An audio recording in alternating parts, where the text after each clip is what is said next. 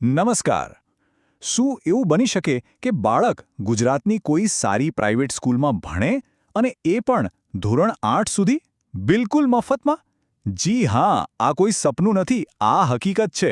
અને આ શક્ય બને છે રાઇટ ટુ એજ્યુકેશન એટલે કે આરટીઈ કાયદાથી. આજે આપણે આખી વાતને, આ ગોલ્ડન ચાન્સનો લાભ કઈ રીતે લેવો, એની સંપૂર્ણ પ્રોસેસને સ્ટેપ બાય સ્ટેપ એકદમ સરળ ભાષામાં સમજીશું. તો ચાલો શરૂ કરીએ. આ એક એવો સવાલ છે જે લગભગ દરેક વાલીના મનમાં આવે છે. સારા શિક્ષણનો ખર્ચ દિવસે ને દિવસે આસમાને પહોંચી રહ્યો છે. પણ એક રસ્તો છે જેનાથી બાળક ગુજરાતની ટોચની ખાનગી શાળાઓમાં મફત શિક્ષણ મેળવી શકે છે.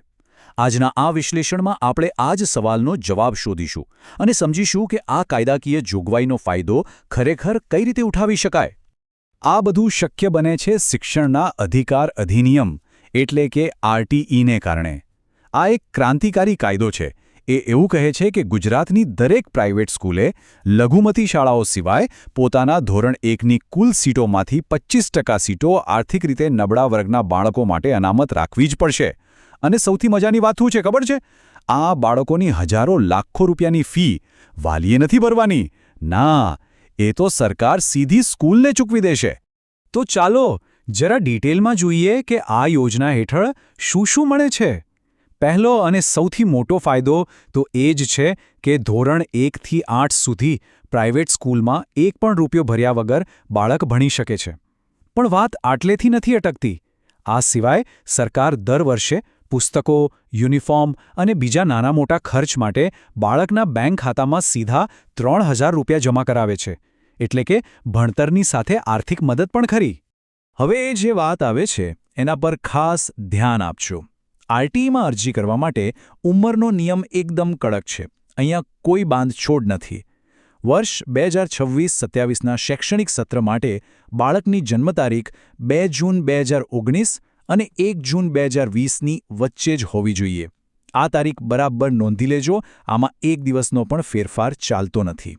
ચાલો હવે આપણે આખી પ્રક્રિયાને સરળતાથી સમજવા માટે આગળ વધીએ. આપણે જોઈશું કે કોને પ્રવેશમાં પહેલી તક મળે છે, ઓનલાઈન ફોર્મ કેવી રીતે ભરવું અને સૌથી અગત્યનું એવી કઈ ભૂલો છે જેનાથી બચીને આપણે પ્રવેશની શક્યતા વધારી શકીએ. હવે આપણે આરટીઈ એડમિશન પ્રોસેસના સૌથી મહત્વના ભાગ પર આવી રહ્યા છીએ. અહીંયા એક વાત બરાબર સમજી લેવાની છે. એડમિશન બાળકના માર્ક્સ કે હોશિયારી પર નથી મળતું. એ મળે છે સરકાર દ્વારા નક્કી કરાયેલા એક અગ્રતાક્રમ એટલે કે પ્રાયોરિટી લિસ્ટના આધારે. કુલ 13 કેટેગરી છે અને જેનો નંબર પહેલા આવે તેને એડમિશનનો ચાન્સ પણ પહેલા મળે છે. જી હા, કુલ 13. આ 13 અલગ અલગ કેટેગરીઝ નક્કી કરે છે કે કોને એડમિશન મળશે. બાળક આમાંથી કઈ કેટેગરીમાં આવે છે તે સમજવું ખૂબ જ જરૂરી છે, કારણ કે બાળકના એડમિશનનો બધો જ આધાર આના પર છે. ચાલો આ 13 કેટેગરીને વિગતવાર જોઈએ. જુઓ, આ રહી એ 13 કેટેગરીની આખી યાદી. તમે જોઈ શકો છો કે સૌથી પહેલી પ્રાયોરિટી અનાથ બાળક અને ખાસ જરૂરિયાતવાળા બાળકોને આપવામાં આવી છે. પછી જેમ જેમ આપણે લિસ્ટમાં નીચે જઈએ તેમ તેમ શહીદના સંતાનો, એકની એક દીકરી જેવી કેટેગરી આવે છે. પણ 9મા નંબર પર ધ્યાન આપો. આંગણવાડીમાં 2 વર્ષ ભણેલા બાળકો. અહીંથી સ્પર્ધા શરૂ થાય છે. અને છેલ્લે એસટી, એસટી, ઓબીસી અને જનરલ કેટેગરી આવે છે. તો આનો મતલબ શું થયો? એકદમ સિમ્પલ છે. જો બાળક પહેલી 8 કેટેગરીમાંથી કોઈ એકમાં આવે છે તો એડમિશન મળવાના ચાન્સ લગભગ પાક્કા છે, કારણ કે આ કેટેગરીમાં અરજદારો બહુ ઓછા હોય છે. પણ જેવી 9મી કેટેગરી એટલે કે આંગણવાડીની કેટેગરી શરૂ થાય છે ત્યાંથી સ્પર્ધા એકદમ વધી જાય છે. કેમ કે ગુજરાતના મોટાભાગના ફોર્મ આ કેટેગરી અને તેની નીચેની કેટેગરીમાંથી જ ભરાતા હોય છે. સારું, તો હવે આપણે કેટેગરી અને યોગ્યતા વિશે તો સમજી ગયા. હવે આવે છે સૌથી પ્રેક્ટિકલ સવાલ: ફોર્મ ભરવું કઈ રીતે? એક વાત યાદ રાખજો, આખી પ્રોસેસ 100% ઓનલાઈન છે. કોઈ ઓફિસના ધક્કા ખાવાની જરૂર જ નથી. ચાલો આ ઓનલાઈન પ્રક્રિયાના દરેક સ્ટેપને ફટાફટ સમજી લઈએ. પ્રક્રિયા ખૂબ જ સીધી છે. સૌથી પહેલાં ઓફિશિયલ વેબસાઇટ પર જઈને રજિસ્ટ્રેશન કરવાનો, પછી એકદમ ધ્યાનથી બધી વિગતો ભરવાની. અહીં ત્રીજું સ્ટેપ સૌથી અગત્યનું છે: ડોક્યુમેન્ટ અપલોડ કરવાનું. અને યાદ રાખજો, ઓરિજિનલ ડોક્યુમેન્ટ્સ જ સ્કેન કરવાના છે, ઝેરોક્સ નહીં. છેલ્લે ઘરની નજીકની શાળાઓ પસંદ કરીને ફોર્મ સબમિટ કરી દેવાનું. બસ. જુઓ, કોઈપણ સરકારી કામમાં ડોક્યુમેન્ટ્સ જ રાજા હોય છે.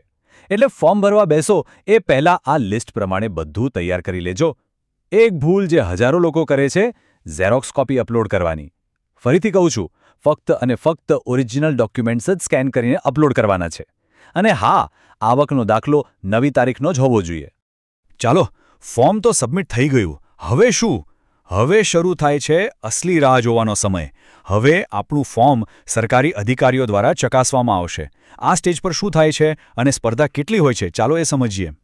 સ્પર્ધા કેટલી ટફ છે એ સમજવા માટે આ એક ઉદાહરણ જુઓ. માની લો કે એક શહેરમાં આરટીઈની 1000 સીટ ખાલી છે, પણ એની સામે 4000 સાચા ફોર્મ ભરાયા છે. આનો સીધો મતલબ એ છે કે દર 4માંથી ફક્ત એક જ બાળકને એડમિશન મળશે. હવે તમે સમજી શકો છો કે ફોર્મમાં એક નાનકડી ભૂલ પણ કેમ એડમિશનનો ચાન્સ છીનવી શકે છે. આ ટાઈમલાઈન મગજમાં બરાબર ફિટ કરી લેજો. સરકાર ફોર્મ ભરવા માટે લગભગ 13 દિવસનો સમય આપે છે. આ 13 દિવસ દરમિયાન જો ફોર્મ કોઈ કારણસર રિજેક્ટ થાય તો ગભરાવાની જરૂર નથી. નવું ફોર્મ ભરી શકાય છે. પણ 13 દિવસ પૂરા થયા પછી ફક્ત ડોક્યુમેન્ટ સુધારવા માટે બીજા 3 દિવસ મળશે. નવું ફોર્મ ભરવાનો મોકો નહીં મળે. આ નાનો પણ બહુ મોટો તફાવત છે, એ યાદ રાખજો. હવે એક સોના જેવી સલાહ.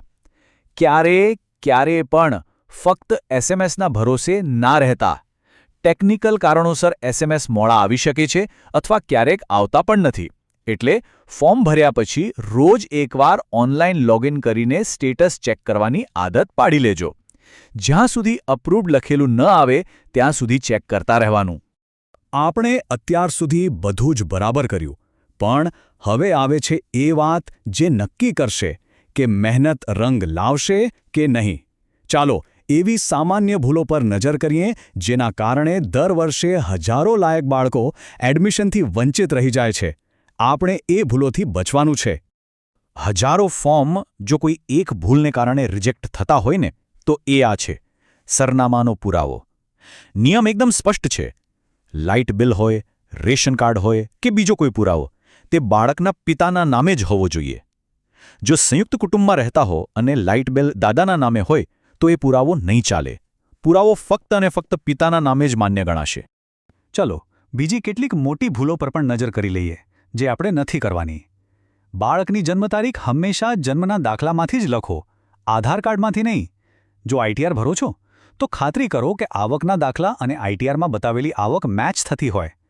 અને હા, ફરીથી યાદ કરાવું છું, ભૂલથી પણ ઝેરોક્સ કોપી અપલોડ ન કરતા. જુઓ, આખી પ્રોસેસમાં નાની ઘણી ટેકનિકલ બાબતો છે. એક નાની ભૂલ પણ ફોર્મ રિજેક્ટ કરાવી શકે છે.